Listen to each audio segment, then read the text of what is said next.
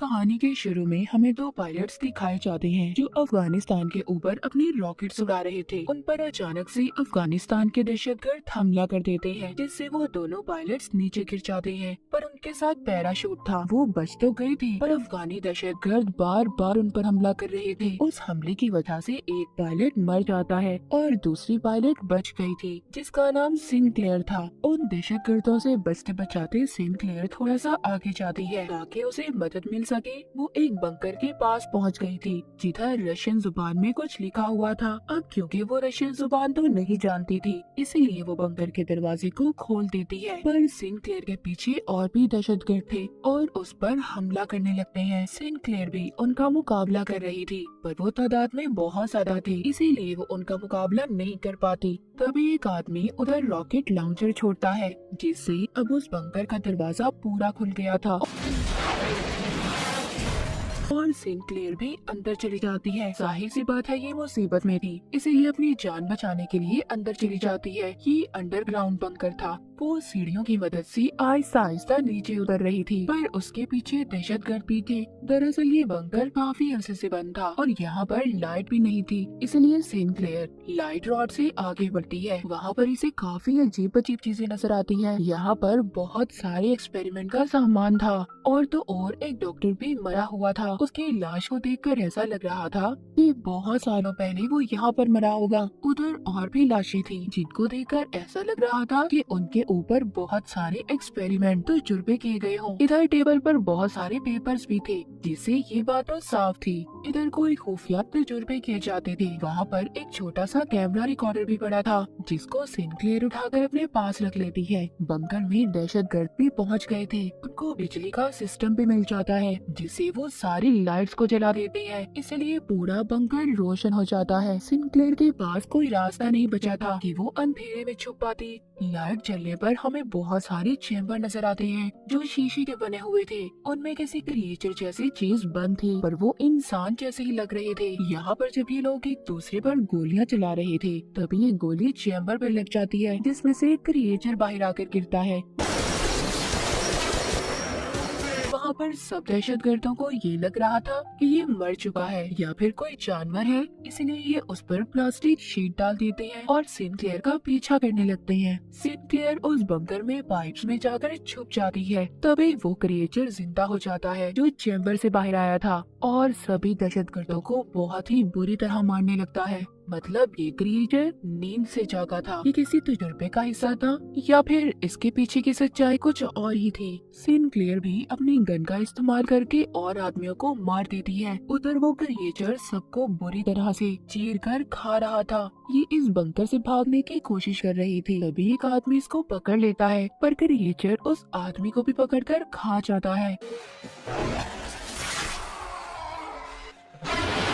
Sinclair बाहर आ जाती है और बाहर आकर उस क्रिएचर पर बार बार गोलियां चला रही थी, जिस वजह से वो क्रिएचर अंदर चला जाता है। फिर जल्दी जल्दी उस बंकर के दरवाजे को बंद करने की कोशिश करती है। क्रिएचर का मुंह दरवाजे में ही फंस गया था, पर उस दरवाजे की चेन को सिनक्लेयर ने लगा दिया था ताकि वो बाहर ना पाए। उधर बाहर एक आदमी था जो क्रिएचर को देखकर भाग रहा था, पर ये उन्हीं दहशतगर्दों का साथी था। सिनक्लेयर भी मदद के लिए आगे भागती है। जब थोड़ा सा आगे जाती है तो उसे आर्मी के कुछ लोग मिलते हैं जो उसी को ढूंढ रहे थे, जिनको सार्जेंट हुक लीड कर रहा था। हुक बताता है कि हम लोग तुम्हें ढूंढने आए हैं क्योंकि आर्मी में 2 पायलट्स के लापता होने की खबर मिली थी, जिस पर सिनक्लेयर बताती है कि मेरा साथी मुझे बचाते हुए मर चुका है। जिसके बाद हुक इसको बेस पर लेकर आता है। सिनक्लेयर कहती है कि मेरी फैमिली को बता दो कि मैं ठीक हूँ। हुक कहता है तुम्हारी फैमिली को बता दिया गया है कि तुम बिल्कुल ठीक हो।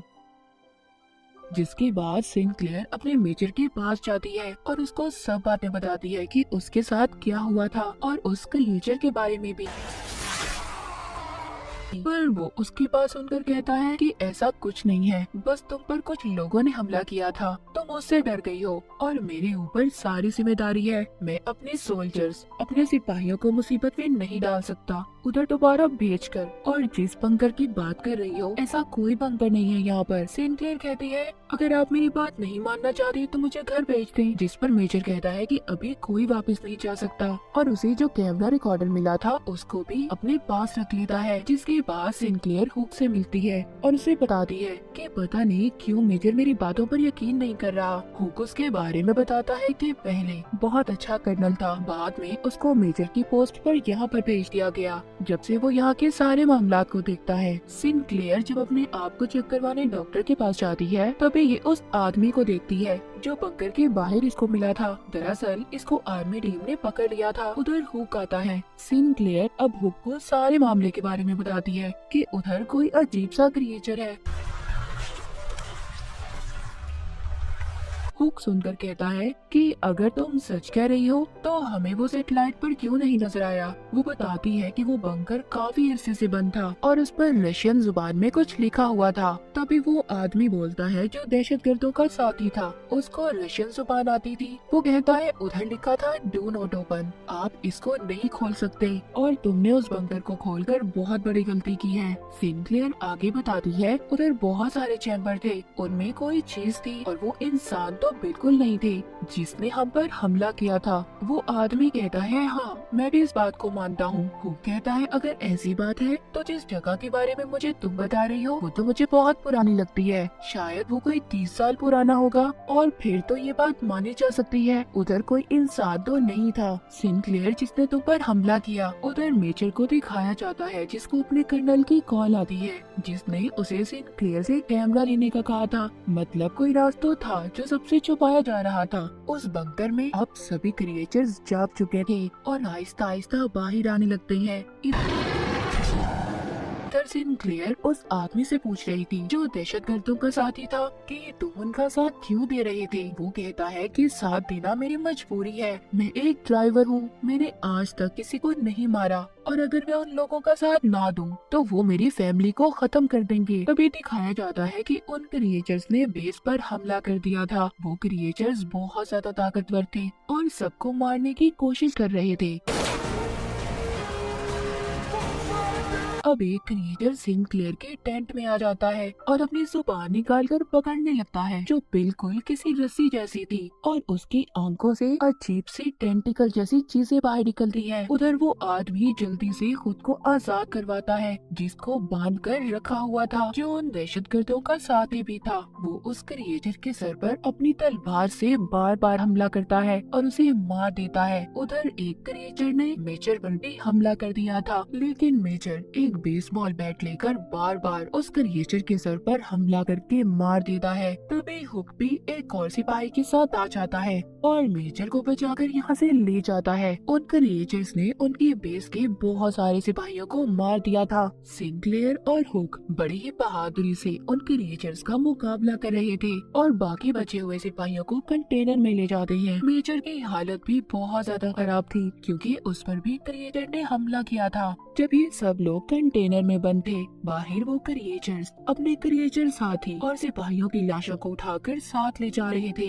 इधर कंटेनर में वो आदमी जो दहशतगर्दों का साथी था। सब कहते हैं क्या इस पर एतबार किया जाना चाहिए। सिंक्लेयर कहती है हाँ हम इस पर भरोसा कर सकते हैं। हुक उससे कहता है देखो अगर तुम कुछ जानते हो तो प्लीज मुझे बता दो। वो बताता है जब मैं पैदा भी नहीं हुआ था मेरे मुल्क पर रशिया का कब्जा था, तभी एक सितारा जमीन पर आकर गिरा तो सभी वहाँ के लोगों को ये लगा कि ये गॉड का कोई निशान है, पर वो एक जंग का निशान था लेकिन असल में वो किसी एलियन शिप जैसा था। फिर हमारी जंगें होना शुरू हुई, अफगानियों के पास और भी बहुत अच्छे हथियार आए, सब कुछ आहिस्ता आहिस्ता ठीक हो रहा था। जिसके बाद हमारे गांव से कभी कोई औरत गायब हो जाती तो कभी कोई आदमी, कुछ लोगों की तो बहुत बुरी हालत में लाश मिला करती थी जिससे सबको ये लगता था कि ये काम किसी जानवर का है, पर ऐसा नहीं था। मेरे डैड इस बात का पता करने कुछ गांव वालों को लेकर बंकर तक गए जिसके बाद वो कभी वापस नहीं आए, ना मेरे डैड और ना वो लोग जो उनके साथ गए थे।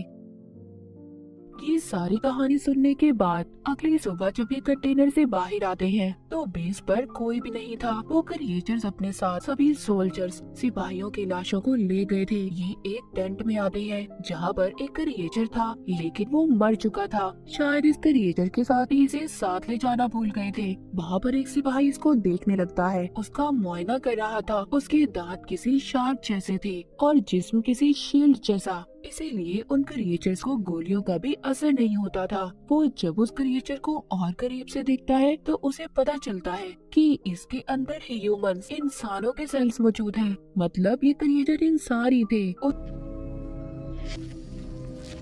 उधर दूसरी तरफ जब मेजर को होश आता है तो वो बताता है जो उसे इन क्रिएचर्स के बारे में पता था। वो कहता है कि आर्मी इंटेलिजेंस को पहले ही पता था कि उधर क्या है। वो बंकर रशियन का था। उस कैमरा रिकॉर्डर से ये पता चला है कि उधर बहुत सालों पहले एक एलियन की स्पेसशिप आकर गिरी जो रशियन कमांडर को मिली थी और उन्होंने उस एलियन के डीएनए को इंसानों के डीएनए से बदलने का फैसला किया, जिसका नतीजा ये क्रिएचर्स है। वो कहता है ये क्रिएचर्स हमें टेस्ट करने आए थे, हमारी कमजोरी का पता करने, जैसा वो क्रिएचर सिंक्लेयर के साथ कर रहा था। वो दरअसल उसकी सोच को चेक कर रहा था। मगर अचानक से ये क्रिएचर भी जिंदा हो जाता है और सब पर हमला करने लगता है। मगर मेजर उस क्रिएचर पर बॉम्ब लेकर कूद जाते हैं, जिससे अब मेजर भी मर गए थे। उधर इसके बाद सब लोग ये फैसला करते हैं कि ये उस बंकर को उड़ा देंगे। पहले हुक उस आदमी को कहता है जो दहशतगर्दों का साथी था कि तुम आजाद हो और जा सकते हो, लेकिन वो कहता है नहीं, मैं आप लोगों की मदद करूंगा।